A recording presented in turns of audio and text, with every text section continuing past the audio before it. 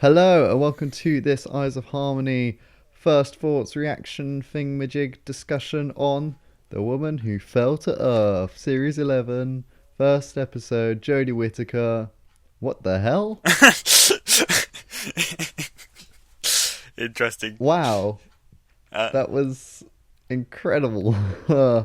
I loved it. yeah, well, I came into this with kind of no expectations, really.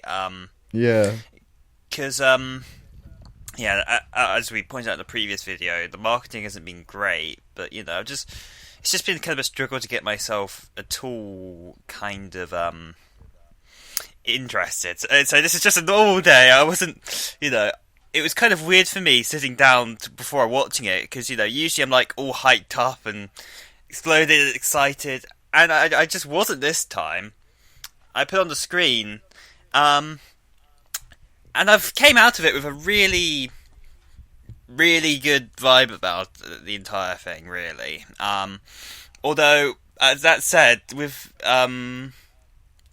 slowly thinking about things, more and more kinks in the armor I've really thought about this episode.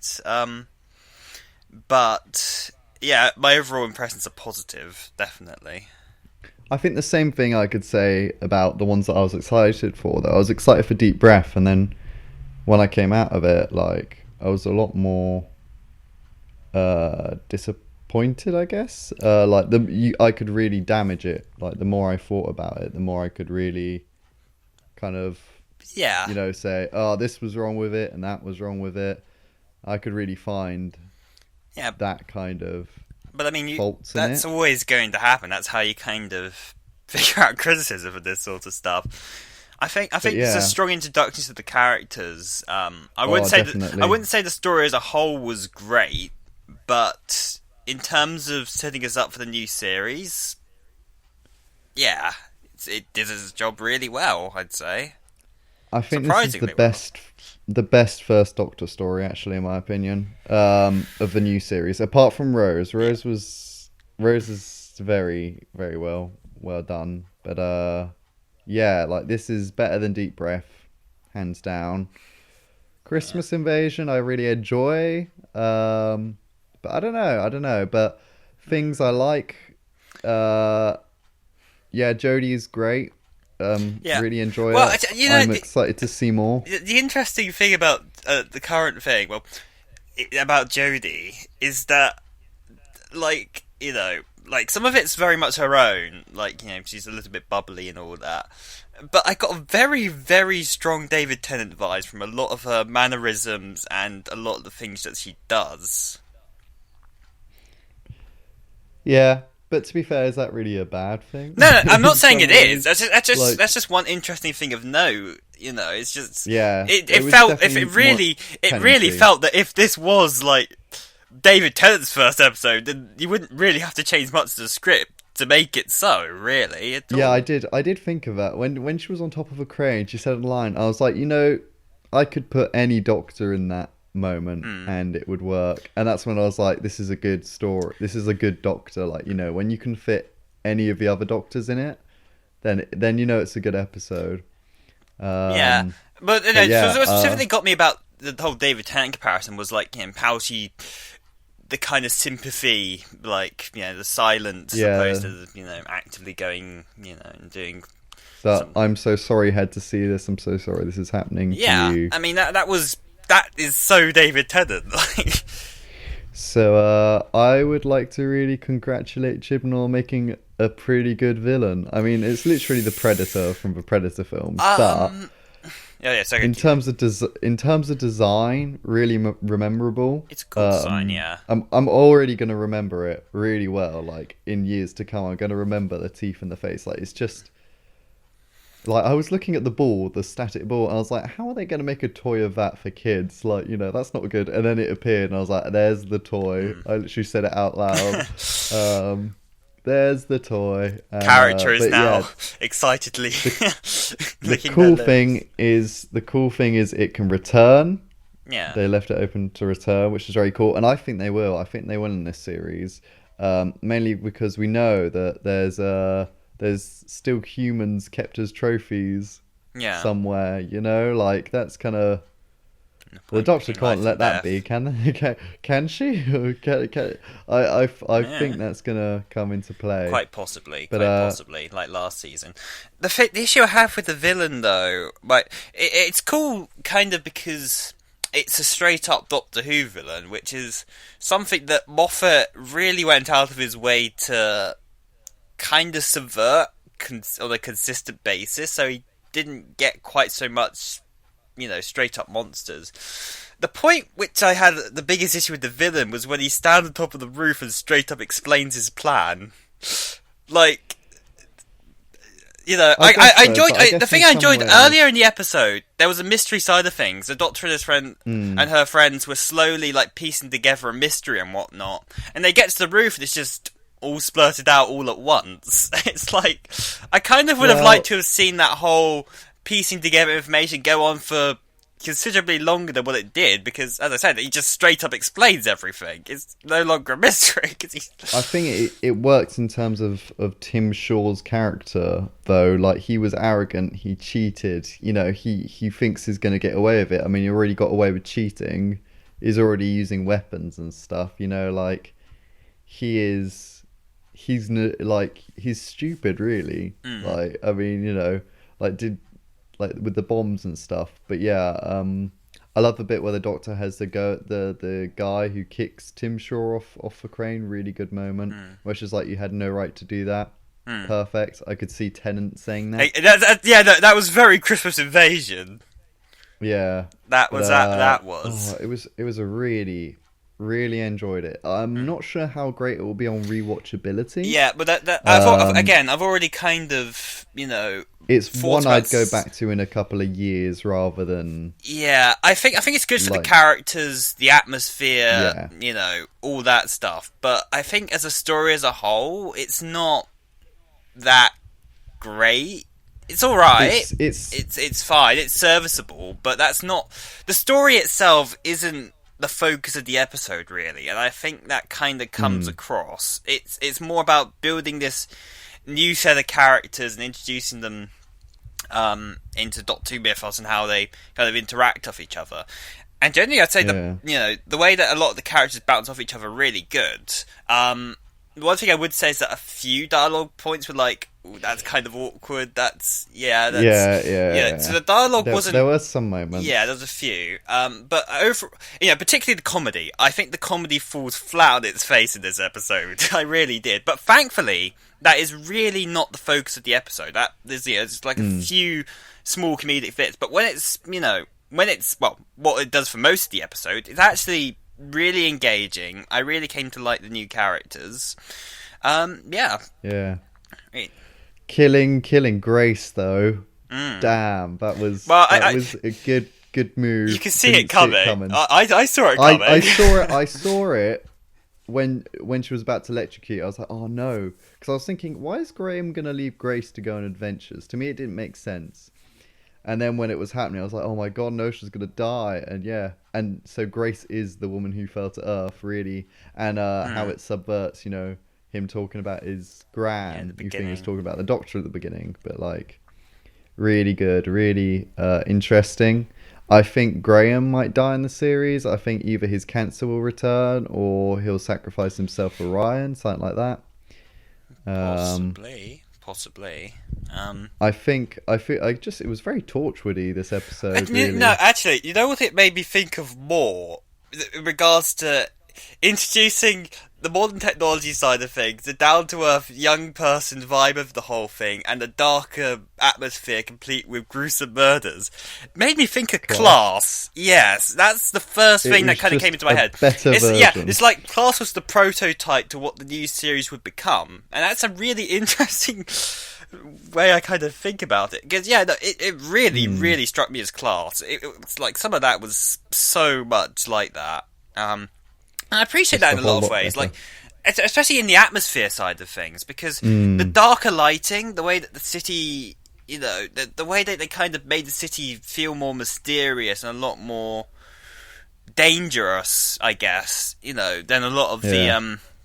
I mean, you see a city in like any of the previous eras, well, not necessarily in the previous years, but like in a lot of in the last few series, particularly in the Moffat era, right? It's just like it's just a city, It's just a definitely. Here, there's like Just a backdrop. It's more, yeah. It's more than that. It's it creates kind of this inherent threat in it by its inherent location, and I think the way they filmed this episode really helps with that too. They were saying before the series that they were really going to go all out with this whole kind of cinema feel to the whole thing, and that combined with how they lit things and how the atmosphere came across, all three of them combined to create a really not only visually pleasing but all pretty visually unnerving vibe to the whole thing, which worked really well for what they were going for here. And that's probably, actually, I think overall the very strongest thing of the episode is that they, really, in terms of creating a mood, creating an atmosphere, and creating a nice look to the whole thing, while still keeping things dark. That they utterly did that great. Definitely. It was, production values were great. Special effects were pretty good. I didn't like the alien transport thing. It looked like just a massive alien poop. But that was probably the weakest. I thought it was a blue garlic. Yeah. Oh my god, it's the garlic. Actually, yeah, that creates one of the bigger and slightly iffier parts of the episode. Was that how on earth, when Ryan can't touch this thing, did they transform it in the middle of a woods, bearing in mind? So, how on earth would a truck have got to it? And, I know. the cut to that scene was kind of awkward, too, to where they had it, in the garage. That was one of the shakier moments in the episode,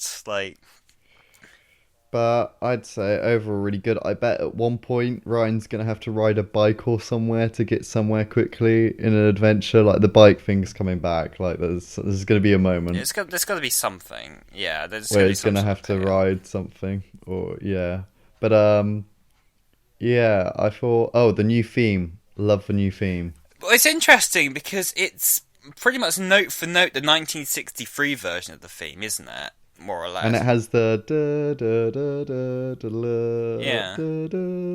it doesn't have a really overlong beginning bit. Yeah, no, again, it's exactly the 1963 version, just with updated instruments, which I find really interesting.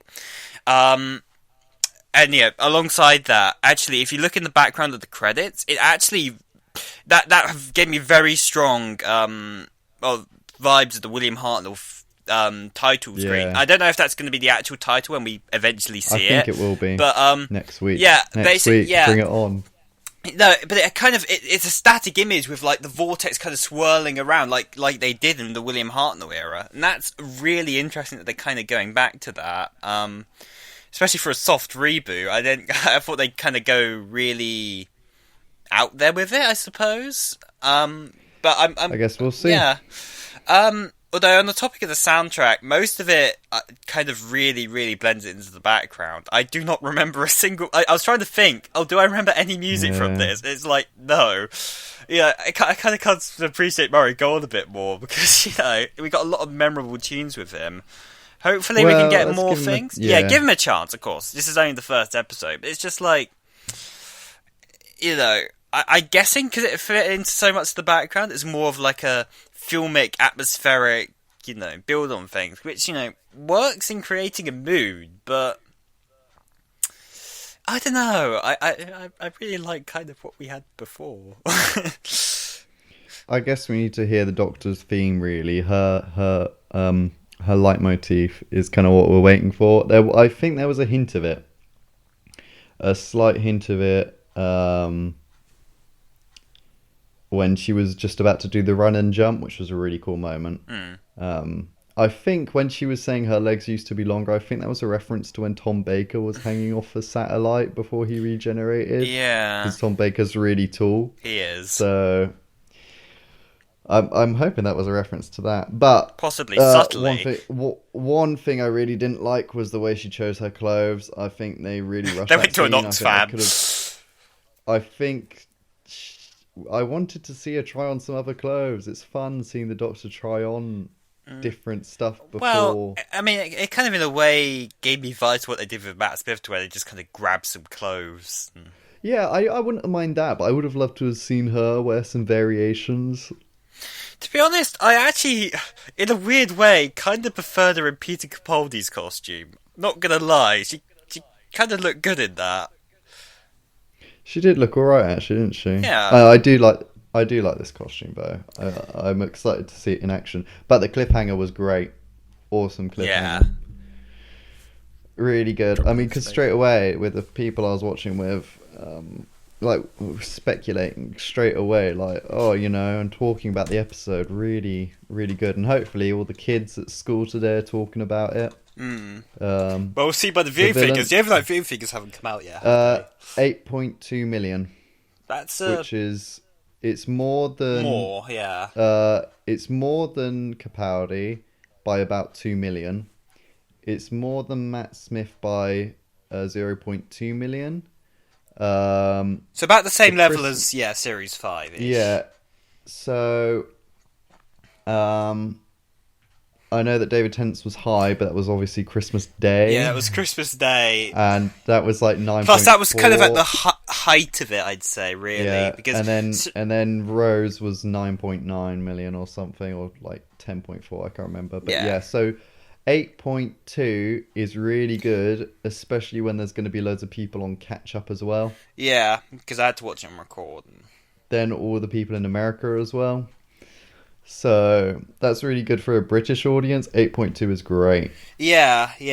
That's like 2 million. When we look at it, and the last series, its viewing figures were in the fives, as low as 4.73. To jump up to 8 is pretty. The epic. important thing is that they maintain that.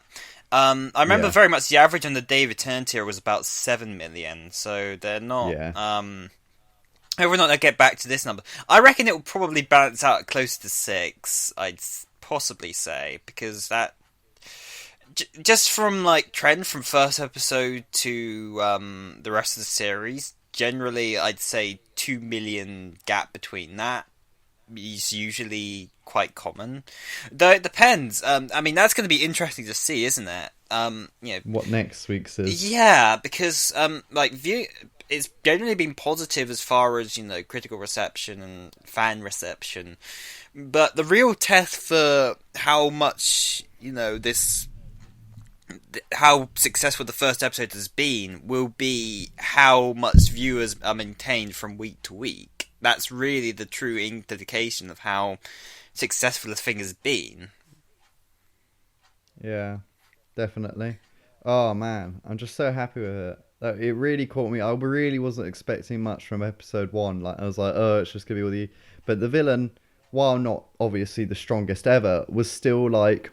It's still kind of scary. Like, that thing could be out there. You could be one of their next targets, And you wouldn't even know. Like, that's a good villain. When they're like, oh my god, it could come after me and I wouldn't even know. I loved it when it was, I am wanted... Someone is looking for me, like... Actually, the only other thing about the villain was that why did they pick 2 different people from Sheffield? Specifically. Because, like, they've been there before and got the guy's sister. Why did they go back to the same place? Maybe they like the hunting ground. Maybe they just love the cheap alcohol. Yeah, that was what my parents were saying. They like the pub in Sheffield, so they came back. The cheap alcohol. Good old Sheffield. Sheffield's quite nice on a night out, so I'll give Tim Shaw the benefit of the doubt. Maybe he just loves a good night in Tank, or I think Tank's one of them. I can't remember. Or Beer Keller. Yeah, Beer Keller's great. Yeah. I could just imagine him in Beer Keller now, just singing. It's like it's got these benches, like these wooden benches, and you stand on like the seats and you just sing absolute bangers, like 500 miles and 1,000 miles, all the mile songs, all the songs about going places. But yeah. Oh, I'm really excited for next week though. Yeah, I'm ready for it. Great cast. Lots of great actors. Oh, who are going to that was weird. Like, that was weird. They're showing the entire guest cast for the rest of the season. Like, why did you do that? Why? Because they just haven't shown like. Oh, okay, here we go. So I just found the ratings actually. So Deep Breath jumped up 3 million. Um, so it was 6.79 for Capaldi's first, and then by the end, like with iPlayer, it was 9.17. So we'll see how much Whittaker's jumps up. Be interesting. Yeah, actually, that'll be interesting too because having so many people on catch up for Capaldi's first implies that it wasn't a good time slot, as most people kind of suspected. So basically, we had to miss it on initial broadcast. Whether or not they're moving it to Sunday also will be proven by how big the iPlayer. Because if the iPlayer results even are lower or whatnot, then maybe the time slot it has worked. The new time slot's worked, I guess. Yeah, But that'd be interesting to it'd see be interesting. What would be nice is if next week's figures actually went up. Then we'll know, like, yeah. I don't think the figures will go up. I don't think that ever. You don't? Interesting thing though, my mum watched it and she was, not expecting much, and she's gonna watch it next week. She told me she really enjoyed it, really liked the characters. So Yeah, that's cool. My parents were a little more skeptical, but I think. Well, my mum wasn't paying attention at all. My dad was a little. No, he enjoyed it. Definitely, he enjoyed parts of it, though he was making complaints and whatnot. He's an old school sci-fi fan. He's pretty hard to impress. Yeah, it'll take a while. I think by the end of the season. Well, they were saying he enjoyed Deep Breath more, so. Oh really? Yeah. I don't know. Deep Breath, I find a bit sluggish now when I go back. It's Clara. I think it's for me. It's an episode of two halves because the first half very much is, but then when the Doctor kind of gets himself back, and when he's like kind of in gear and with the clockwork robots, there's actually some really good stuff from there. Oh, that scene where he's talking to the Clockwork Man was great. Yeah, but, I think it's kind of split. The first half of the episode isn't so great, and then the second half of that one is, actually pretty darn, What I find cool is they haven't actually released any of the episode titles yet either, or who's writing what when. So like that's really going to be interesting. Yeah, it is. So it'll be interesting next week. 50 minutes. Let's see if Chibnall can write without those extra 10 minutes. Is it Chibnall next week too? Chibnall next week. Okay. And then it's guest writers for the rest of the series, I think, and maybe episode 7 is Chibnall, and maybe episode 10 is Chibnall. He's not writing the. Is he? Oh yeah, episode 10 maybe. I would have thought he would have written the finale. Well, actually, if all his episodes that he's written, if a majority of them are directed by Jamie Childs, that would mean he's done 5. Because next week isn't Jamie Childs' director; it's Mark Tondre, I think that's how you pronounce it. Sorry if I'm butchering the name. But yeah, Jamie Childs is directing episode 7, 9 and 10, which would make me think that maybe those are... Oh yes, it must be, because the first 2 episodes filmed was episode 1 and episode 7. They filmed those 2 first. So I'm expecting that one to be Chibnall as well. Which would mean, how many guest writers were there? There was 5. So if he writes 4, that means someone's written 2? Maybe. I guess so. 5 guest writers, I think that was, yeah. So, oh no, actually, if he's written 5, that means 1 episode each per guest writer. Yeah. That makes sense. Yeah. And that works, because, I mean, it's the first series where you take over, you should really write the most in. I mean, how many did Moffat do for his first one? 1, 2, 3, 4, 5, 6. 6 of 13. Yeah. That's he was spreading himself out very thin. Yeah. God, that's a lot of effort. Yeah. Yeah. But yeah, I'm glad the fairy tale feels kind of gone now. I did enjoy it, but it's time for that kind of darker feel.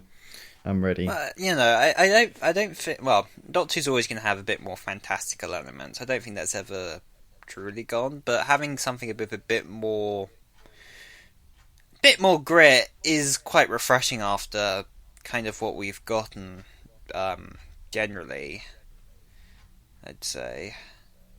It's certainly, I'm always interested in seeing different interpretations of everything, because, when you look at Moffat's era, it wasn't, parts of it were very different, but it didn't really stray so far, at least tonally, from what Russell T Davies did, really. So it's interesting to see, like, something totally out of left field and totally different, considering how kind of safe it's been in a way for the last 10 years or so. So it needed this. Yeah, it needed something completely out there. I would agree. And we'll see how it goes from here, especially when they do, because of course this was kind of a more grounded, as I said, very class-esque kind of thing. I wonder how it will go when they do get, when they are in space and when they are doing these more fantastic can't wait events. for next week. I'm actually so excited for next week's episode. I think I'm probably more excited than I was for Smile. Well, for me, it was like, well,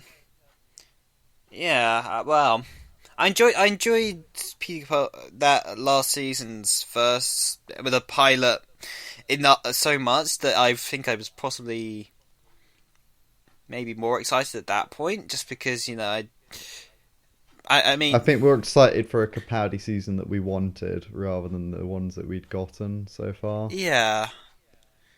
Although I still contest that the Series 9 is good. Yeah. I think it was just Clara. I just really don't like her. Yeah. Yeah. But definitely, I don't think I've been this excited for episode 2 since maybe even Rose. Like, I feel like I've come to like a really... I am really excited for next week. Like, I generally really, really want to watch it. I cannot wait. I haven't felt this maybe even since maybe 11th Hour. I was very excited for episode 2. Oh yeah, I remember I was. Those Smilers, they look darn cool. Oh, damn it. God, the pain. For people who want context, go watch our podcast review of The Beast Below. But anyway, I think that's enough for this week, because we're going to review this one day and we don't want to overdo it. So well, I think it's 5 of the first thoughts, just because we're not really structured here. This is just free thoughts. In our actual reviews, we're actually going over the episode and picking it apart. So yeah, no, it'll be different anyway. It'll be very different anyway. Nice freestyle, loved it. But yeah, so next week is the Ghost Monument. So my bet for how they get out of it is that ship comes and it picks them up in mid-space. I think that's absolutely what's going to happen, but still cool. It kind of, just from looking at that next time trailer, that invoked very strong Star Wars vibes from me. Visually, it looks amazing. Yeah, I can't wait. No. It's going to be so good. Yeah, it's like with all the lasers and the fact that it's in the middle of a beautiful desert and everything. It just made me think of Star Wars. It's perfect. It's perfect contrast to this week's one, where it was kind of dark Sheffield, now sandy, bright. It looks great. Yeah. Okay, and then hopefully a historical one for episode 3. That's what I'm hoping. I bet you now they're not going to show the interior of the TARDIS next week. They'll show the interior start of episode 3. Maybe, yeah. Do you want to bet? I think that's a fair call. I bet they'll troll us. They'll show us the exterior. Yeah, they're about to enter at the end of the episode. It just ends there. Yeah. Also, the real prominent. We talked about the title thing. I'm really glad the episode again was had a really prominent phew, actually at the end frame, as opposed to. Hopefully, especially if there's not any 2 parts for this, is there? No, series? But I hope they kind of do it. It felt like the 60s, where there's just a small cliffhanger. Yeah. I love it. true. I love it how it leads. Like the end of Smile led into Thin Ice. That was really cool. But particularly, like I think that was because I've been actually I've been working my way through Tom Baker's era in terms of watching DVDs, and like in particular during the Philip Hinchcliffe era, he always prided it on the cliffhangers that they wrote there. And it was always the whole view was like essential to that, and I'm so glad that they've kind of really made that a thing for the cliffhangers. It's great because the Capaldi cliffhangers sucked. It just had this like done next time, not this new, because like that new is like saying, oh, we're gonna take you away, you're not gonna find out. It's like a tease. Yeah, it really works. I'm really glad that they have like it just needed to be there. That's just such an iconic part of the classic Doctor Who kind of how the transition from the end of the episode to next time. It's I'm glad that they have that back. I'm glad that that's back in full force. It's just such a small thing, but it's like means so much. Yeah, actually, it's a big part of it. But anyway, thank you guys for listening. If you got this far, it means a lot. Comment below what you think. Did you like it? Did you hate it? I mean, like, if you hated it, why? Because there's lots of issues. Because there are definitely it's a flawed one, and I think maybe whenever I inevitably watch it back, there'll be probably even more that I can pick out from it. It's certainly not looking at a flawless product here, but it does its job and it does it really well. It really, sets a good tone for the rest of the series, introduces the characters well, and is a intensive enough episode in its own right. Not the most complex story-wise, but it really does a good job of getting you engaged and getting you kind of ready for the rest of the series, and hopefully the quality continues and just goes up from here. Yeah, I'm excited for next week. I actually cannot wait. So, thank you very much for listening. We're Eyes of Harmony. Boy! Boy! And don't forget to subscribe for next week. Don't miss it. Bye. Or Bye not. again. Boy! Don't go!